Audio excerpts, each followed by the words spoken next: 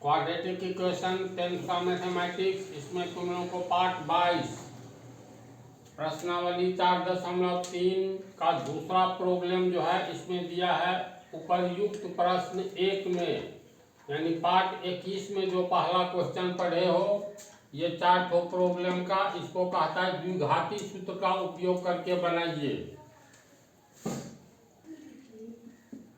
Answer do का पहला हो गया 2x² माइनस 7x प्लस 3 बराबर 0। तो द्विघाती सूत्र का अर्थ हुआ अल्फा का भी फार्मूला होता है और बीटा का भी फार्मूला होता है। इसके लिए पहले हम लोगों को ए बी सी का मान निकालना होगा। तो यहाँ ए बराबर कितना 2, बी बराबर -7, सी बराबर 3 है ना। इसके बाद निकाल लेंगे डी का मान। तो डी बराबर b² माइनस 4ac। बी का मान हो गया -7, तो -7 का स्क्वायर 4, ए का मान 2, सी का मान 3, तो -7 गुने -7 कितना होगा -4 दुनिया 24। ये माइनस माइनस प्लस 7 49, 49 माइनस 24 बराबर 25, इसलिए डी बराबर 25। अब फार्मूला है अल्फा बराबर -b plus √d by 2a minus B का मान -7, दो चिन्ह जाने पर बीच में कोष्ठ पड़ता है, फिर प्लस रूट डी का मान 25 बटा 2, ए का मान 2। तो और अल्फा बराबर माइनस माइनस प्लस यानी +7 प्लस 25 का वर्गमूल 5, 2 दूनी 4, 7 5 12 बटा 4 बराबर 3, इसलिए अल्फा बराबर 3 होगा। अब बीटा बराबर कितना होता है, तो -b या प्लस के जगह -√d बटा 2a माइनस बी का मान हो गया -7, दो चिन्ह आया तो बीच में कोस, फिर माइनस रूट डी का मान 25 बटा 2, ए का मान हो गया 2, ये हो गया माइनस माइनस प्लस, +7 माइनस 25 का वर्गमूल 5, 2 दूनी 4, 7 में से 5 गया 2 बटा 4 बराबर 1 बटा 2, इसलिए बीटा बराबर 1 बटा 2। इस तरह अल्फा और बीटा का मान निकल गया। दूसरा हिसाब द्विघाती सूत्र से बनाना है, तो इसके लिए सबसे पहले किसका मान निकालना पड़ता है, ए बी सी का। यहाँ ए बराबर 2, बी बराबर 1, सी बराबर -4, इसीलिए डी बराबर b² माइनस 4ac। बी का मान हो गया 1, ए के स्क्वायर 4, ए का मान 2, सी का मान -4, 1 का स्क्वायर 1 -4 गुने -4 माइनस माइनस प्लस 4 दूनी 8 चौका 32 बराबर 33 होगा, इसीलिए डी बराबर 33। अब अल्फा बराबर -b प्लस √d बटा 2a माइनस बी का मान 1 प्लस डी का मान √d का मान 33 है बटा 2, ए का मान 2, और अल्फा बराबर -1, 33 रूट में से नहीं निकलेगा, 2 दूनी 4 होगा इतना अल्फा। बीटा बराबर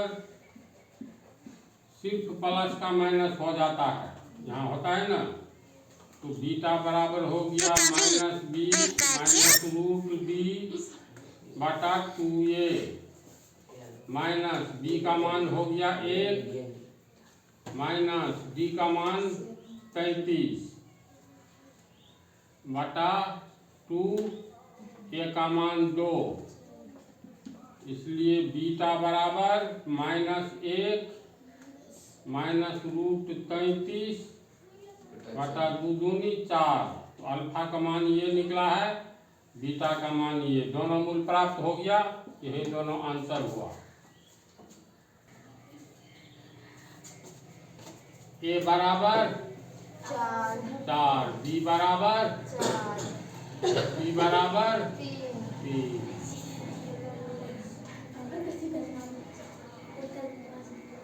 समझा इसको?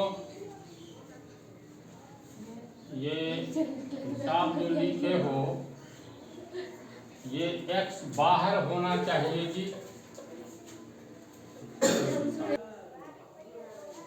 इस हिसाब में यहाँ पर गलत लिख दिया गया था।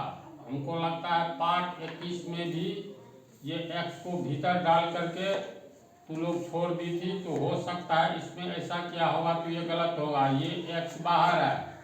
अब देखो ये हो गया a बराबर 4, b बराबर 4 रूट 3 होगा, 4 रूट 3, c बराबर 3 होगा।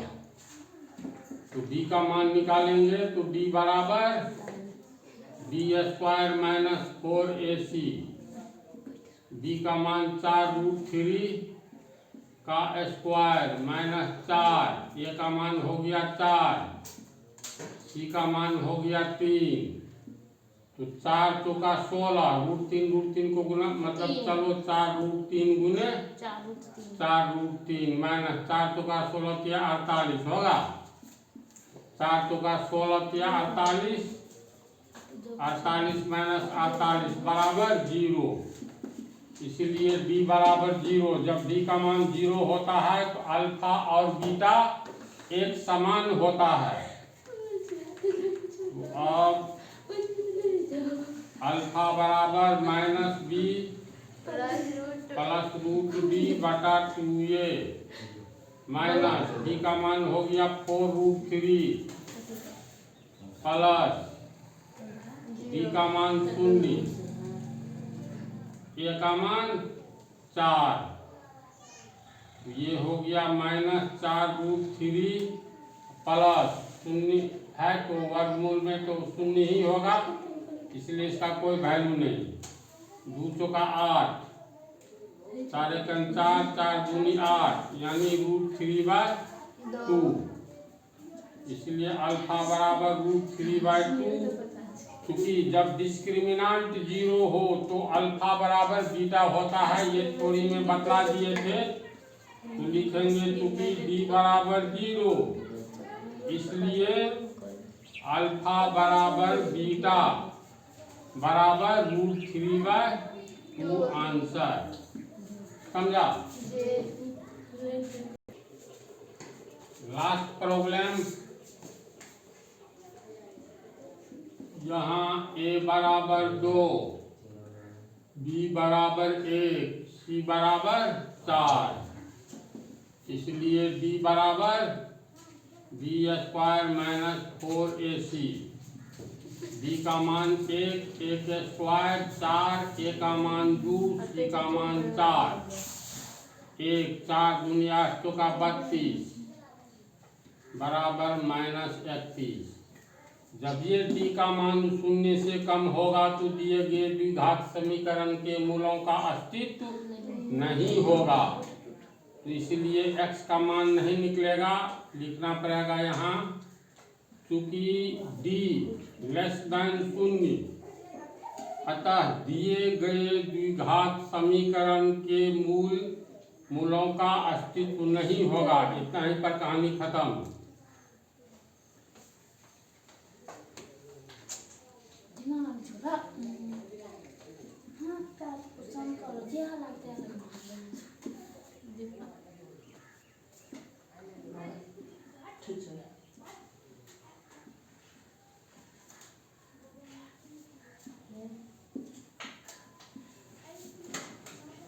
यही हो गया आंसर। इस तरह तुम लोग का पाठ 22 भी समाप्त हुआ। अगले पाठ में आप अगला प्रॉब्लम